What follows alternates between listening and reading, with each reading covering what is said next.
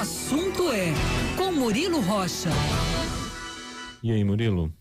Bom dia, Lucas. Bom dia, Luciana. Bom dia. Bom dia, ouvinte da Band News, escutando aqui nosso meteorologista, né? A chapa tá bem quente mesmo, mas acho engraçado porque na minha cabeça tá atípico, né? Mas escutando o meteorologista, ele falou que é comum esse tipo de alta temperatura esta época do ano, né? Mas que tá bem quente, tá, viu? E o que mais incomoda, no meu caso pelo menos, é a questão da umidade relativa do ar muito baixa, né?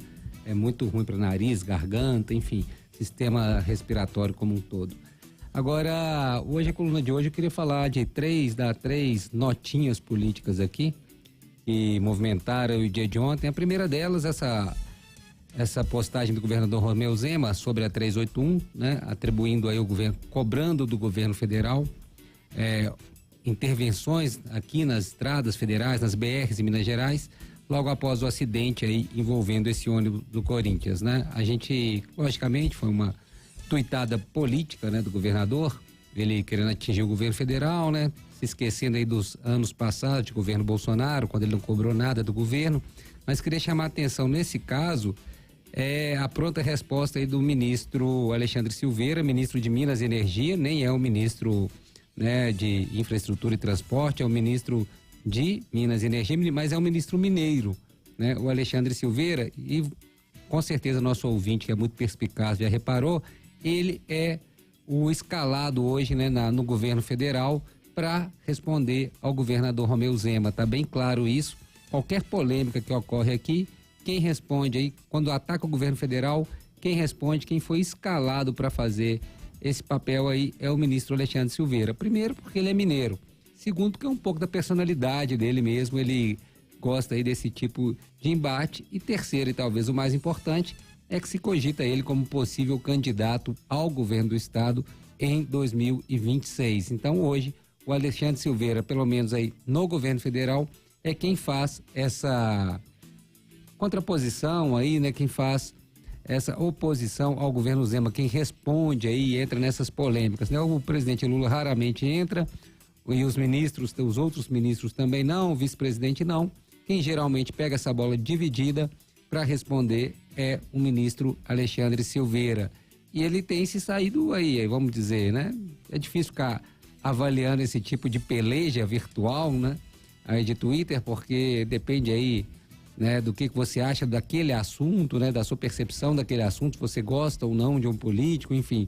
A gente acaba virando meio uma coisa de torcida nessas pelejas virtuais, né? Mas fato é que o ministro Alexandre Silveira não deixa essa bola quicando, não. Ele sempre vai e rebate, né? O governador Romeu Zema tem sido assim nessas polêmicas virtuais aí quando atinge o governo federal. E nesse caso aí dessa BR, né?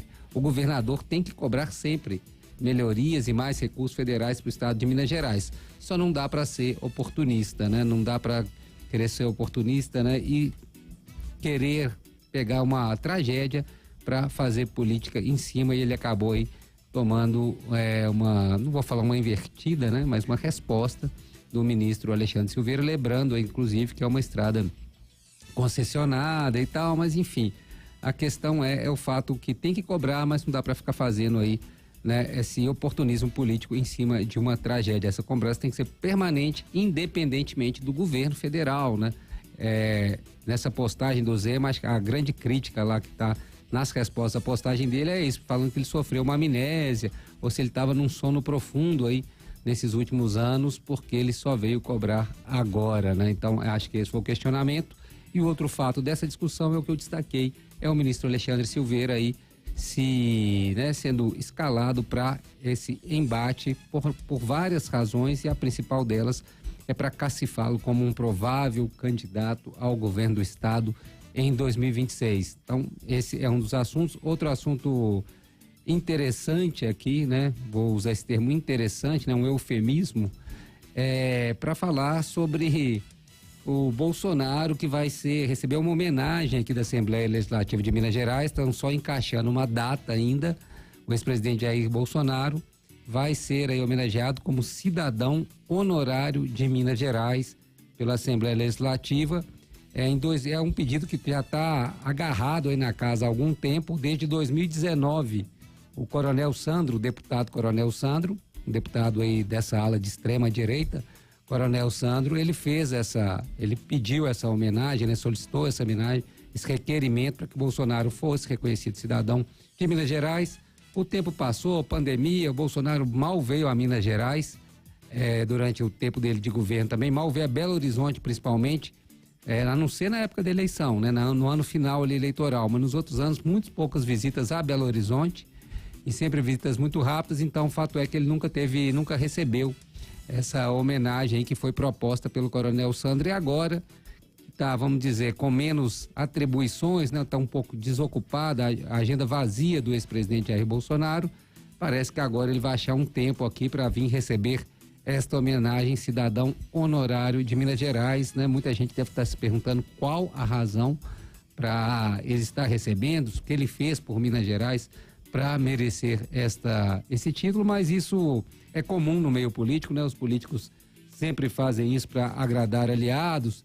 Lembrando, hoje, secretário Marcelo Alves chegou a conceder ao Eduardo Cunha, gente, presidente da Câmara na época, o título de cidadão honorário de Belo Horizonte. Vejam só, né? Na época ele concedeu ao Eduardo Cunha o título de cidadão honorário de Belo Horizonte. Agora, o Coronel Sandro, uma homenagem de 2019 ao ex-presidente Jair Bolsonaro. Claro que vai ter muita gente apoiando e muita gente criticando, mas realmente causa uma certa indignação para quem não acompanha de perto esse meio político, porque Bolsonaro, como eu disse, mal pisou aqui em Belo Horizonte, Minas Gerais, a não ser por fins políticos, né? O Estado não foi dos mais privilegiados aí na agenda dele, a não ser com fim eleitoral. E por fim, para fechar essas notinhas da política, uma nota, assim, uma imagem que eu pelo menos achei até divertida, que foi ontem o prefeito de Belo Horizonte. Gente, eu chamei a atenção aqui no final da semana passada, início dessa semana, como mudou a agenda do prefeito de Belo Horizonte, né? Agora na verdade ele tem a agenda todos os dias, se vocês prestarem atenção. O prefeito Fuad agora, ele ficou muito tempo intocado, vamos dizer assim, agora ele está saindo para inaugurar posto de saúde, visitar a escola, e tá certo, é a função do prefeito, tem que sair pela cidade, dar a cara também, né? Porque essas agendas, mesmo oficiais, acabam sendo cobrados, enfim, vem a realidade da cidade. E o prefeito agora tem uma agenda, no mínimo uma agenda externa por dia, às vezes até mais de uma agenda externa por dia. E o prefeito ontem, ele aprovou o projeto que libera a questão da Arena MRV para jogos, né? Aquela coisa que a gente já comentou aqui, todo mundo sabe a nossa opinião aqui, nós já externamos, né, individualmente aqui, cada um pensa de uma forma aqui, já externamos a nossa opinião sobre a liberação da Arena MRV sem as obras de contrapartida.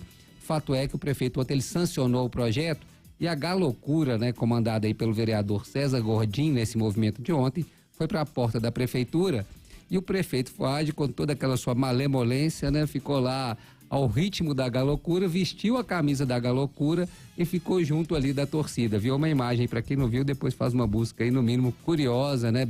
Bem assim, porque o Fuad é sempre muito formal, né? Aquela camisa, aquele suspensório, tal, aquela coisa mais assim formal, e ontem vestiu aí o uniforme da galocura no estilo mais populista, vamos dizer, é o novo Fuad, é o novo prefeito de Belo Horizonte, que também já está com vistas no ano que vem, já pensando aí numa possível reeleição, está tendo mais visibilidade, mais contato com a população e intensificando suas agendas, né? E vez por outra, essas agendas se acaba tendo que passar por algumas situações, né? Alguém entregou uma camisa da galocura para ele ali, ele teve que vestir e ficou ali, não pareceu incomodado não, pelo contrário, ficou ali no meio da galera ali na porta da prefeitura ontem, sem nem comentar aí talvez o problema de liberar um estádio sem que as contrapartidas estejam finalizadas, né? Uma obra, na verdade, o que abre precedente para outras obras desse tipo na cidade, deste tamanho, serem concluídas sem estarem totalmente finalizadas as contrapartidas. Esse que é o fato importante, o prefeito nem comentou,